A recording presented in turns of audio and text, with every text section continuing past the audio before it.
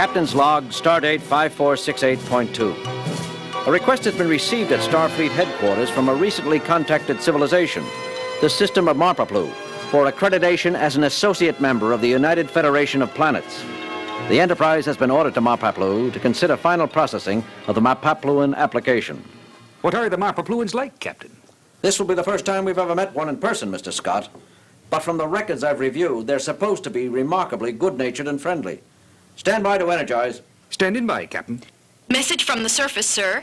Their representative is ready to beam up. Thank you, Lieutenant. Energize, Mr. Scott. Energizing, Captain. There's someone in there. Can't make them out yet. Oh, there he is. Greetings, gentle beings. Humanoid, all right, Captain, but they're not very big. I got a 10-year-old cousin about that size. Shh, Mr. Scott. They may be sensitive about their size. How do you do, Your consulship will do, sir. You must be Captain James Kirk. 1,000, 10,000 pleasant, happy thoughts to you. I am Consul Nice Hausnick of the Marpapluan World's government. It's my extreme good fortune and pleasure to greet you on behalf of my peoples to present our application for associate membership in your esteemed organization. What do you think, Spock? They are evidently as friendly as their communications indicated, Doctor. I'd say the Marpapluans will be a good addition to the Federation. I extend the good wishes and greetings of my government to all the citizens of Marpaplu and welcome you, Consul Hausnick, aboard the Enterprise. Would you like to see what your world looks like on a Federation cruiser scanner? Oh, yes, of course I would. This way, then. Mr. Spock, Dr. McCoy, if you'll accompany us to the bridge. Wonderful. This is wonderful. This is where your ship is controlled from, then. Correct, your consulship. Over there you see engineering. That is the helm, Lieutenant Sulu, currently on station. How do you do today, sir? Just fine, thank you. And back here is communications, Lieutenant Uhura in charge. A great pleasure, madam. That is a female of your species, Captain? Yes. I am charmed beyond words, Uhurashi. Me too. And this here must be the captain's position. Correct again. These switches and controls here on the arms of this chair, what are they for? Well, if you activate these here... if you press this one... Jim, are you all right? I'm fine, Bones. What makes you think anything is... wrong? Captain, despite Consul Hausnick's good nature, I fail to see the reason for such unwarranted hysteria on your part. It is not in keeping with diplomatic traditions of first contact. Mr. Spock, are you accusing me of improper conduct at a serious time and... I see what you mean, Spock. Perhaps something is wrong. Wrong? Wrong? What could be wrong? Nothing, your consulship. I assure you, everything is... perfectly all right. Isn't it, Bones? I don't know. What are you scratching at, Jim? Scratching, Bones? Yes, you've been scratching at yourself. At your side, under your arms, around your waist, ever since we entered the bridge. Aren't you aware of it? Well, I guess I... There! You did it again. It's almost as if you... As if I what, Bones? As if you... You too, Doctor? Me too what, Spock? Captain, something very peculiar is going on. I think... Just a minute, Mr. Spock. Bridge captain speaking. Engineering, Scott here. Go ahead, Scotty. Is something funny, Captain? Please, Scotty, go ahead and report. Standard engineering status update, sir. On Warp Engine 1, minor repairs completed. What was that, Mr. Scott? It's only... Mr. Scott, you may deliver your report when you regain control of yourself. Until then... But, Captain, how? Bridge, out. I must apologize for that, Consul Hausnick. Apologize? What is there to apologize for, Captain? The standard of efficiency on a Federation cruiser is normally... Definitely something peculiar here. Captain, should I? What's so funny, Lieutenant? I don't know, Captain. What are you scratching at? Captain, something is very wrong. I can see that, Mr. Spock. Sulu, Uhura, Everyone on the bridge is laughing themselves silly, and I can't see what's funny about it. However, I do have this peculiar crawly feeling. Crawly feeling, Captain? I have it too. Council Hausneck, I wonder if you would accompany me to sick bay for some tests. I don't mean to offend you, but... Bones, the diplomatic situation we have here.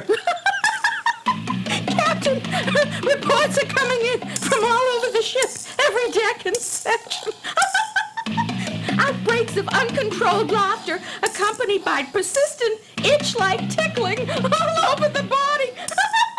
Several sections already report that their operating efficiency has been affected by the mounting hysteria. Thank you, Lieutenant. Keep monitoring the situation and report if things become more serious. Aye, sir. See, Jim, there's no avoiding it. No need to be concerned, Captain Kirk. I'll be happy to go along with Dr. McCoy. Is there something the matter? There is, but it may have nothing to do with you, your council ship. But you greeted Captain Kirk first, sir. Let's go down and check it out.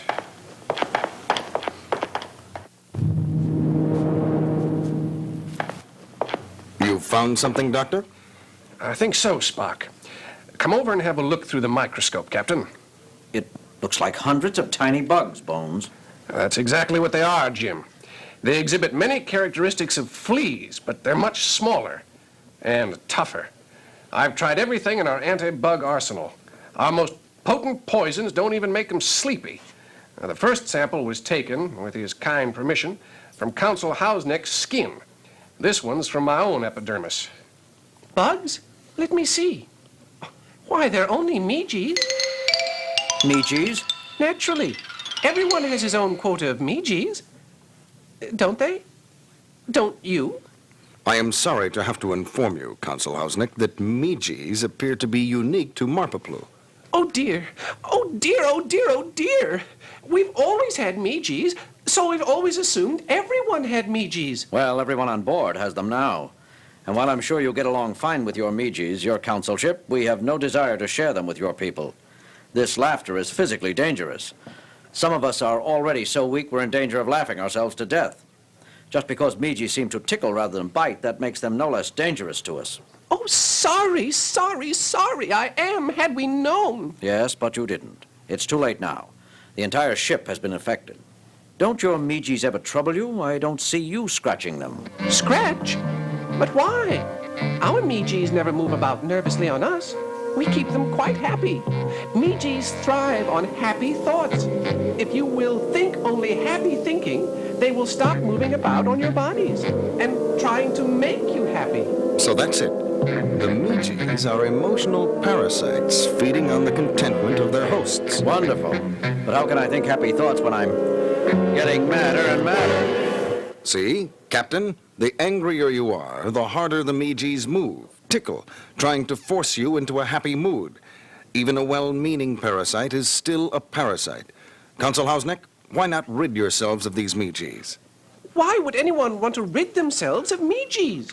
Because they're driving us crazy. But the Meegees ensure that our people think only satisfied thoughts. True, this may have held us back in certain areas of our development, but we have no wars, no crime. I'm sorry, your council ship, but I'm afraid it's too late for us to adapt to the Meegees' way of living. For better or worse, we're stuck with our emotions. With exceptions. Yes. Now, if you'll just tell us what to use to get rid of Meegees. I'm sorry, Captain Kirk, but we discovered long ago that Meegees are immune to every known type of spray, antibiotic, and poison. That's one reason we've learned to live with them. We've had to. But of course, we like it now. There are one or two poisons strong enough to kill Meegees. Unfortunately, they also kill the Meegees' host. And when he dies, the Meegees migrate to a new person. Bones, you're sure we've nothing that will kill them? That's as Counselor Hausneck said, Jim. I've got samples of 235 different chemicals for use on parasitic pests. I have to report that there are 235 different chemicals which Meegees are immune to. There are certain things which will work. For example? Spraying them with hydrochloric acid. I think we'll pass that one up, Bones. And that was the mildest successful treatment I could come up with. But we've got to come up with something. Soon it's going to become impossible to operate the Enterprise properly with everyone rolling on the deck in stitches. I'm sorry, Jim. I've tried everything in the antidote banks, and records offers no hope of finding something effective. Sorrowful I am. It's not your fault, Counselor. What is it, Scotty? I've had it, Captain. Half of my second shift is strapped in their bunks, shaking themselves apart with amusement. The other shifts aren't much better off. I cannot monitor the engines properly. The ship's general functions are going to pieces. Captain, I don't know what to do anymore. It's all so hopeless. I know, Scotty. How do you fight a microscopic joke? I don't know what to do. I'm at my wit's end. Take it easy, Scotty. Everything will be all right in the end. Possibly. Possibly. If we assume it will not. What do you mean, Spock? You will notice that Mr. Scott is neither laughing nor scratching at himself, Dr. McCoy. Don't try to cheer me up, Mr. Spock. It's good of you, but I tell you, I haven't been this depressed since... Here, Dr. McCoy, what are you doing? Just taking a little skin sample, Mr. Scott. Don't pay any attention to me. You were saying? It's just that I haven't seen such a sorry state of affairs in engineering since I entered the service. People laughing themselves sick over nothing. The mistakes they make in reading simple gauges, it's enough to make a man cry. Excuse us a minute, Scotty. Jim, Spock, take a look at this. Don't stop, Scotty. We're still listening. It looks like the Meeges, but they've stopped moving. They're dead. But how? Why? Scotty, Yes, Captain. have you exposed yourself to any strong radiation since the counselor came on board? Why, no, sir. Nothing like that. Why do you ask? You haven't worked in an irradiated chamber or handled any radiant materials? No, Captain. Only my usual duties. And they're definitely dead, Bones. I just don't understand how. Wait a minute, Jim. Counsel Hausnick, you confirmed that the Meeges were emotional parasites. You said they feed on happy thoughts and pleasant musings. That is correct, McCoy Doctor, sir, but... Now, don't you see, Jim, that's it. Mr. Scott's been so depressed and saddened from the beginning of the epidemic that his sadness overwhelmed his Meeges. He starved them to death for lack of laughter. Bones, I think you're right. You must be right. Captain, I didn't understand. That's okay, Scotty. Just keep on being miserable. Now hear this, all hands. This is the captain speaking. The plague of laughter which has infected the Enterprise is caused by a tiny bug called a Meege, brought up from the world below us. These invaders can be destroyed. They feed on laughter. Everyone is therefore directed to think only sad, unhappy thoughts. This is an order. Think of something terribly depressing, an illness in your family, a sad incident from your childhood, anything which will make you want to cry. You know, Bones, that was the saddest order I've ever had to give. I realize that, Jim. It makes me want to cry, too. You two, stop it. You're only depressing me further. I do not believe depressing is wholly an accurate description in this case, Doctor. But it is certainly the strangest prescription I have ever heard you give. Jim, I don't feel like laughing anymore. I think that did it, Bones. It worked fast. Probably the Meeges aren't ready for such concentrated misery. They get only happy thoughts on Marpa Blue. Isn't that so, Counsel Hausnick? Yes, of course, Captain Kirk. In fact, I don't seem to have the comfortable feeling of my own Meeges about me. Don't worry. I'm sure you'll regain a thriving colony as soon as you beam back home. No harm done. We can officially conclude the treaty now, if you wish. Indeed I do, Captain. But let us hurry. I feel deserted without Meeges. We'll hurry, but there's one provision that must be added to the treaty. Captain's Log Supplemental. The Treaty of Friendship has been concluded with the system of Mapaplu, and said people have been accepted for official associate membership in the United Federation of Planets, while agreeing to remain under temporary quarantine until safety precautions for preventing the spread of the parasitic Meeges can be developed. End log entry. Well, Bones, I think the Mapapluans have a lot to offer the Federation. From a distance, of course. I've heard of infectious humor, but I never thought of having to take it literally. Yes, Bones. We'll have to be careful for a while in our dealings with Counsel Hausnick's people. Mapaplu is just a bit too friendly for comfort at the moment. There's just one thing troubling me, Jim. What's that, Bones? It's Mr. Spock. He didn't manifest any symptoms of Meeges. No laughter, no ticklish scratching.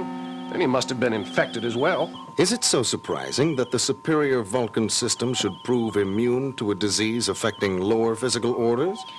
But, Mr. Spock, I'm certain I heard you giggle. I beg your pardon, Lieutenant. You must be mistaken. No, I'm not. I distinctly heard you giggle. Spock? Giggling?